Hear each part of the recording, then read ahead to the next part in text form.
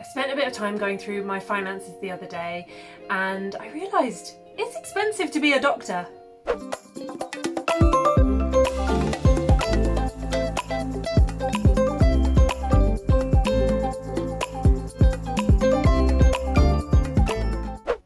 Welcome back to my channel. My name's Sarah. I'm a doctor in the UK and I make videos about my life as a doctor and what I get up to in my free time.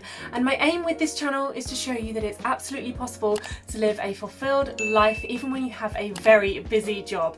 So this video is part of my money series on this channel, so if you haven't seen that already then I will link the playlist down below and you can watch lots more videos about finances whilst being a doctor or a medical student. I've got a few informative videos that I think you guys will enjoy.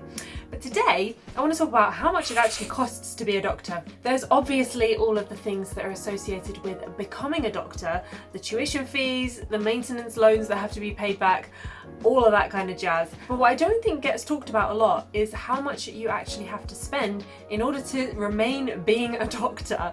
I didn't really realise this when I was at medical school, but there are a lot of fees and monthly costs associated. So let's dive right into the finances today. So going to medical school in itself is quite expensive, and I'm just going to skim over that quickly in this video, and maybe in future videos I can break down the actual costs of going to medical school if that's something you're interested in. I'll just talk briefly about my costs of going to medical school. So if you don't know, I did graduate entry medicine. I did a 3-year undergraduate biomedical science degree and then I did a 4-year graduate entry medicine degree. My first degree was when the tuition fees were still only £3,500, and then by the time I started medical school they had increased to the £9,000 fees. So my student debt is a grand total of around £60,000, and I'm well aware that for some people, especially the older generation, that sounds like a lot of money, and it is a lot of money. But I'm well aware that a lot of people have a hell of a lot more student debt than that, especially people who come from non-EU countries to study medical school where the tuition fees are a lot higher, or people who study overseas in places like America where your tuition fees are frankly crazy. You guys pay so much in student loans. Anyway, today you guys know how much student debt I have. I have about £60,000 worth.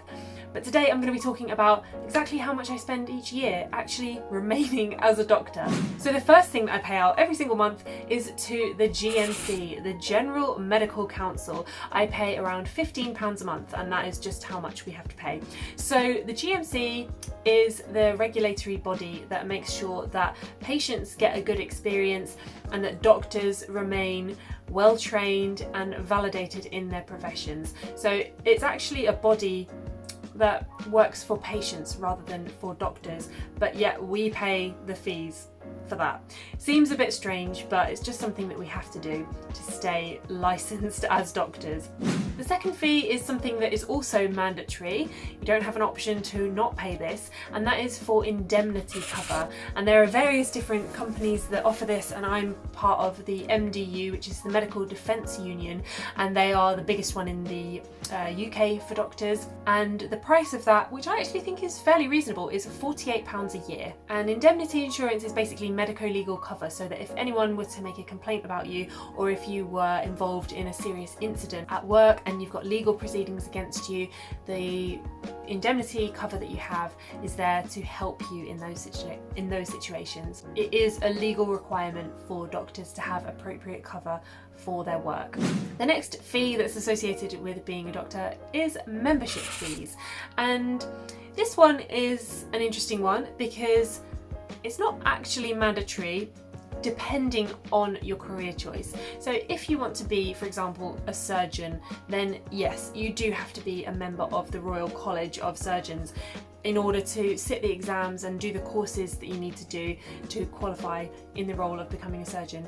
If though you want to work as a locum or a trust grade, you don't technically need to be a member of any Royal College. But I'm not going to lie, the membership fees for colleges are expensive. expensive. So having a little poke around online, membership fees for the Royal Colleges vary wildly, and they can be from about £50 a year up to several £100 a year. So for example, for the Royal College of Emergency Medicine, which is RChem, which if I was going to join a Royal College would probably be the one I would join, that is up to £746 a year, which is insane. So much money. The next fee is exams. And yes, we do have to pay for the privilege of sitting exams, which are pretty much mandatory to be able to continue validating yourself as a doctor.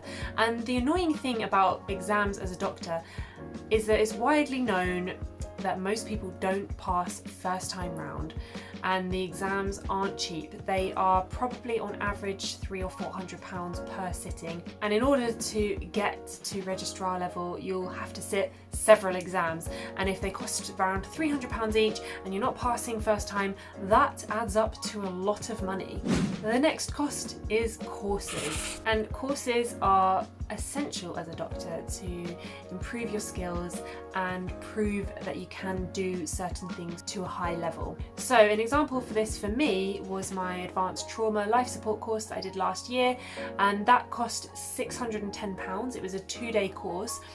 There wasn't one available in my city or even a nearby city for the dates that I wanted to do it in. It was booked up 6 months or more in advance, and so I ended up having to travel to another city to do it. So then I had the associated costs with that, the price of actually getting myself there, the overnight stay, and it all adds up, and all of that is stuff that you have to pay for yourself.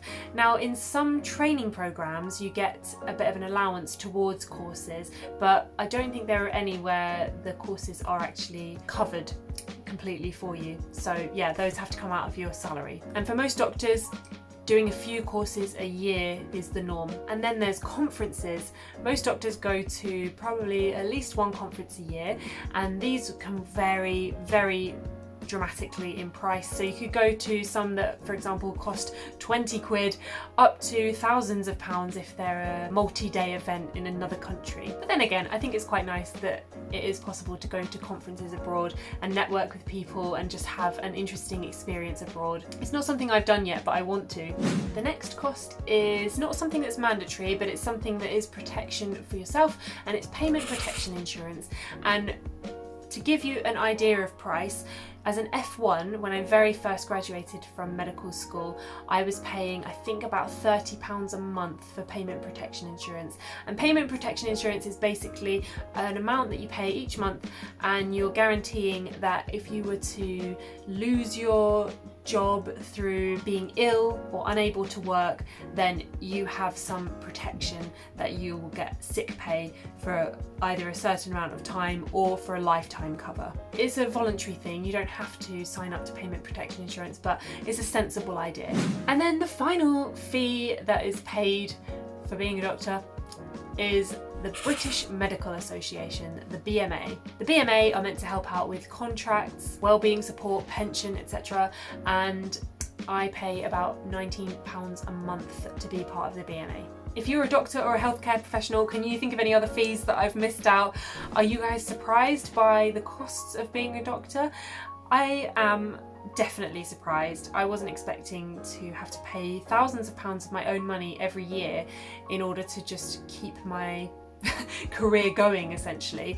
And what's interesting is when you think about other careers, for example, I've got a friend who's an accountant, and when she wanted to go and sit an exam to improve her career prospects, she got paid leave to revise for that exam. The company she was working for paid for the exam, and then when she passed the exam, she got a pay rise. And this is not what happens for doctors. So this is the difference working in the medical sector versus working in other industries.